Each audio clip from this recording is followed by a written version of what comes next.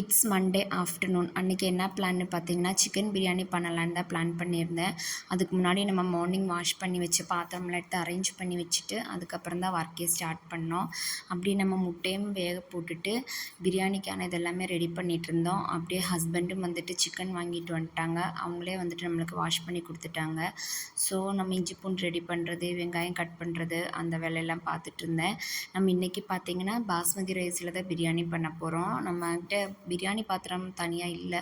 So குக்கர்லேயே பண்ணலான்ட்டு அதில் தான் ரெடி பண்ணிகிட்ருந்தேன். இது பார்த்திங்கன்னா நம்ம எப்பயும் போல் வெங்காயம் இஞ்சி பூண்டு பேஸ்ட்டு அதெல்லாம் போட்டு வதக்கி எப்பயும் போல் பொடியெல்லாம் போட்டுட்டு ஃபஸ்ட்டு நான் வந்துட்டு சிக்கனை வந்துட்டு தனியாக பாயில் பண்ணலான்னு அந்த மசாலாவோடே போட்டு ஒரு 2 விசில் மட்டும் வேக வச்சு எடுத்திருக்கேன்.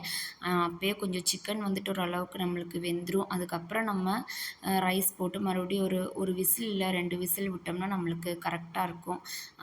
இந்த மாதிரி ட்ரை பண்ணி பாருங்கள். இதுவுமே செம்ம டேஸ்ட்டாக தான் இருக்கும். சிக்கனும் நல்லா வெந்திருக்கும், ரைஸுமே நல்லா பாயில் ஆகிருக்கும்.